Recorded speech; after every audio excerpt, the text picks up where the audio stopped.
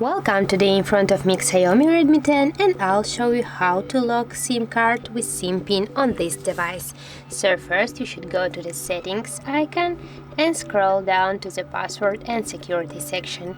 Now just go here to the privacy and here you will see the SIM lock section. Tap here and tap on the switcher to just add a new SIM pin on your SIM card. For example, this will be from 1 to 4.